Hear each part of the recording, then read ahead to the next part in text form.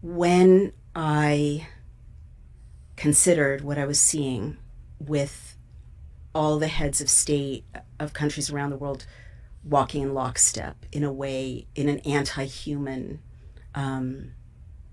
assault against citizens, right? Yes. I mean, the lockdowns targeted everything that's best about us as human beings. Yes. Prayer, singing, family, Yes. intimacy, Physical contact. physical touch, physical contact, community, right? All of that was targeted. When I saw that happening around the world in identical language, Yes. all at the same time, I realized that that was not, from my study of history, that's not possible Yes. by just human history. Like Yes. human history doesn't work that way. Yes. There are always, dissidents or inside, right? Or there are always factions or rich people who can't be bribed or, martyrs who It's don't want to way go along with messier it. than that. That's right. Always It's messier. organic, right? Hitler's situation was messier. course, very Stalin, messy. very messy. Stalin's like, Oh my gosh. Right? They fought a civil war for 5 years. totally, but you don't get lockstep evil all over the world in concert with merely human efforts. And I also just felt that the world had something new let loose on it. It just felt like these dark forces had been let loose that had not been on the Yeah. I planet felt the same thing. my whole life. And I saw that this was evil, right? I saw that it was like so impressive that it was beyond human capacity and that it was evil that was so impressive. And so I concluded that I believed that in God more literally than I had, because the evil aimed at him was more literal than I'd ever witnessed before. Yes. So it must be aimed at something that really exists, And So you sort of came at it from a photographic negative. initially, but then I also asked myself, what is this evil? And I mean, I've always been interested in evil, like as the granddaughter of people who lost siblings in the Holocaust, you think about evil. So the explanations that are around, like it's Satan, that wasn't satisfying to me, partly because I knew the literary creation and evolution of the idea of Satan in the West, which is kind of very elaborated by Dante and Milton. Yes. And also because I'm Jewish and we don't have the same discourse around Satan. Satan kind of shows up once or twice, but he's not the same figure of like magisterial evil in the Old Testament. So I read a book by a Jewish writer who became a Messianic Jew, meaning he believes in Jesus, called Jonathan Cahn. And it's called The Return of the Gods. And while I don't believe everything in the book, his thesis made emotional sense to me, which is he argued that we in the West, but especially we in America, have kind of released our hold on the covenant with God. And when we do that, we leave the parable he cited was from the New Testament about the room that's empty and then 7 demons come and inhabit it. And, Yes. it's all a metaphor, but it's also not a metaphor, that when we did this, it allowed these negative entities to kind of reoccupy us and our society. And he talked about actual pre-Christian, like early entities, the ones that my people in the Hebrew Bible were fighting against or, always being tempted by. And that's Moloch, which is just violence, and Baal, which is just pure power, and Astarte, which is a kind of unlicensed anti-family sexuality, right? Like irresponsible sexuality. And that actually resonated with me, because not like literally, oh, they're here, but like, what if, that story in the Hebrew Bible about people being seduced away all the time by these powerful forces that wanted them to sacrifice their children and wanted to destroy their families. What if that was really real? And the story of, first the 10 Commandments coming to earth, and then the story of this, Redeemer and Jesus in the New Testament coming to earth. What if that did bring some, moral beauty and order to the world in a way that kept those forces at bay? And then what if, And then look at like European history. Everything is consecrated, and American history too. Sant'Angelo, San Michele, Santa Barbara, all of these places are consecrated. We were a city on a hill. What if that was real, And what if when we stopped caring about consecrating our societies and our land, and we stopped doing our part in just living morally or trying to live morally, it does allow this vulnerability in which these horrible forces can just come in and flip all these institutions. And I saw this happening overnight. All these institutions devoted to good things like hospitals and schools were overnight devoted to their mirror image, grooming children, harming children, suffocating children with masks. We talked about the hospitals. What if there's truth that there's a certain safety we have as a society when we consecrate ourselves and our society to a higher good? Well, I mean, it's the story of history, though. I mean, I'm not quite done with the Old Testament. I've been reading it straight through to Jeremiah for the first time, but it seems to me that that's the whole narrative so far is we have this deal, and when you stray from the deal, you don't have my protection anymore. Totally. And the Babylonians swoop in. The temple's destroyed twice. For those reasons. I mean, that's what it says. Yeah. And so it's not a new idea at all. You're not describing anything modern. You're describing like the story of the last 5,000 years. Well, Tucker, you're exactly right. I mean, I thought I was educated, but I've never read the Bible. I hadn't either. I went to college too. Right. Both of us with our expensive educations, we're never given that book from beginning to end for a class. And I'm fortunate in that I read Hebrew, and I also... You read Hebrew? I do read Hebrew. Well, that's pretty cool. It's lucky, not perfectly, but I can. And also I can read 16th century typography because of an arcane class I took once at Oxford for my MLit. But point is, I've been reading the Geneva Bible, which is the Founder's Bible. It predates the King James Bible, and it's the Bible that created the Reformation, created the Puritan movement, and it's very much more closely translated from the Hebrew than any subsequent Bible and that I've read. And this has been so amazing to me because what you just said, like, it's just all laid out. It's totally laid out, right? In Hebrew and then in the Geneva Bible, and it's not like punitive, but there's a social contract between us 100%. And God. And he just keeps explaining it like so many times. That's what strikes me. I'm not reading this with anyone else. I'm just reading it alone. I've had no input on my conclusions. I just want to read it and see what's there. But the main thing that sticks out is the repetition. Right. I mean, over and over. Oh, like 10,000 times. Right. It's like it's really simple, right. And I don't really quite know what to make of that, but it's not a new concept. But it's the concept. It's the concept. And here's another mind-blowing thing if we're diving right in there. In the original Hebrew and in the faithful translation of the Geneva Bible, the character of God is totally different than later mistranslations of standard Bibles that we read in the West, in English. Totally different. I was taught that God is irrational, arbitrary, kind of cruel. You can't understand him, distant from human beings, different from human beings. In the original, he's so like us, loves us, keeps trying to help us get it right, super relatable, nothing's too small for his concern, shows up, and he just keeps being written, that aspect of his character keeps being written out of later translations, like almost, I'm not going to say intentionally, but systematically. And the other thing is you don't need a middleman in the original. It's like God's right there. Hagar is cast out into the sands with her, she's a slave woman with her baby. She goes away from the baby because she doesn't want to watch her little son die.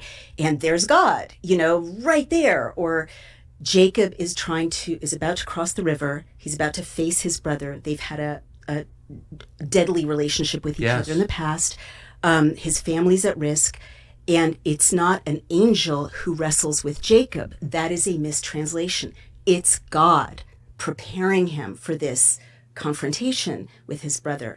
Over and over, God is written out in later iterations, and the role of the middleman is stressed, right? The priest or Moses, and so later translations serve religion, but they're not accurate. They don't depict God accurately. If we read these Bibles, and this is why the Puritans were so confident, and why the early reformers were so confident, we would never fear, because we're God's children, and he makes it super clear. But he also is like, here's how I'll protect you. Do these simple things. If you don't do these simple things, terrible things will happen. And as you say, that's the story over and over. But I mean, people who don't deserve to thrive but do, I mean, one thing I've become very sure of is that, we are accountable. And, for everything that we do, that there will be a time when we're, face to face with our Creator, and we'll have to account for what we said and did. Like, I don't mean in a punitive way, but like, this is my life record. This is what I did on my one opportunity on this earth. And that's partly why I know that I would rather face whatever, being kicked out of cocktail parties or, called names or whatever on this planet than face God and say, I stood by while babies were killed and women were rendered infertile. That would scare me, right? So I do believe that all of us are going to have that moment, and not in a punitive way, but like, we bring the sum of our actions with us, back home, essentially. And I think if people really understood that, they would want to behave in a way aligned with God's will, which is a very nice, friendly will. If you read the Hebrew Bible or the Bible, it's like not that hard to be a good person, rather than carry with them any crime, theft, moral lapse, selfishness, ignorant, hatred, the kinds of things people are happy to carry on this life, as long as they're doing well, externally. I assume prayer was not part of your daily life 10, 15, 20 years ago. But when godless types are running the show and they are making all the decisions and they don't answer to God at all, the countries that they rule are always hellholes. Always. So secularism is the sin, and that gives rise, you've used the word arrogance 2 or 3 times. Right. Will you describe what you think that arrogance is? Yeah, the arrogance is things that, like, we can come in and take your children away. You didn't use the right pronoun. But let me be more precise. Why does secularism, do you believe, lead to arrogance? Does it? Yeah, because if I'm in charge of everybody, and I believe I answer to no one, there is no judgment. Just imagine there's no heaven. Yeah. No hell below us. Above us only sky. Just imagine that. And above Buchenwald, only sky.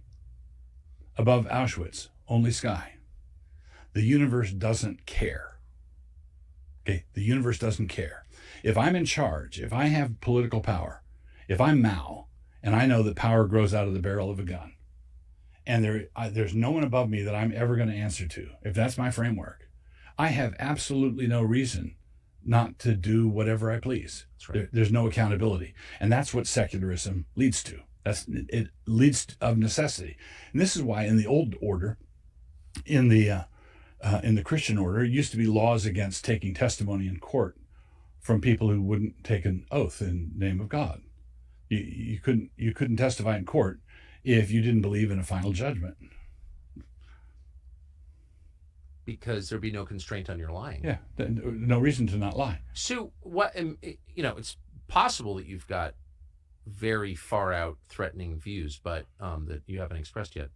And I'll ask you if you do. Right, yeah. But oh no, everything's. I'm in the middle of the road. Extremists are to my right and left. Well, you are kind of in the middle of the road, at least in what you've said so far. Uh-huh. From a Christian perspective, you don't want to convert anyone by force. You want people to have more freedom to make their own decisions about what they believe.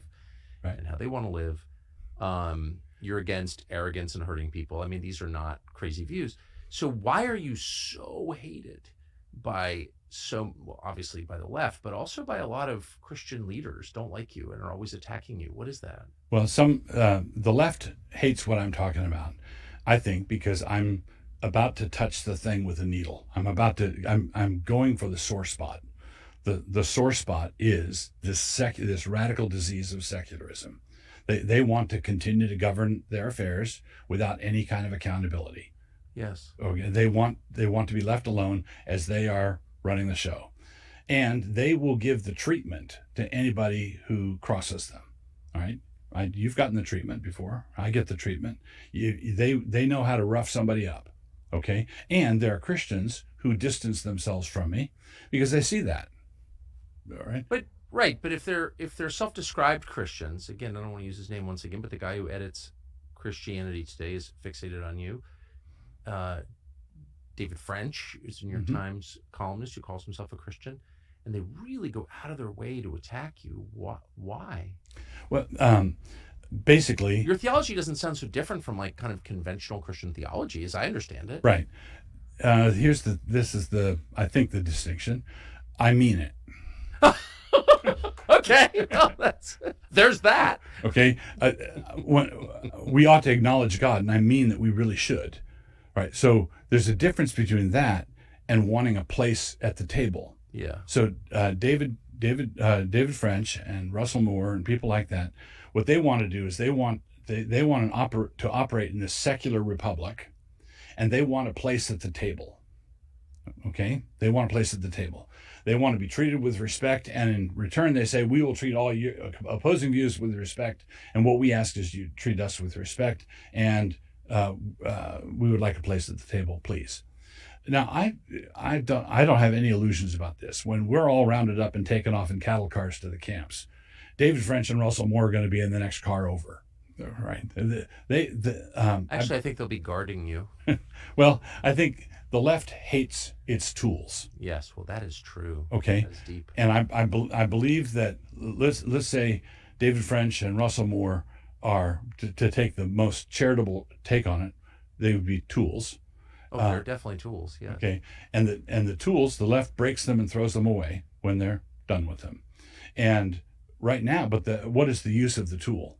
The tool is to say, hey, we will give you respect. You're the kind of Christian who could get an article accepted by the Atlantic. You're the kind of Christian who could write for the New York Times.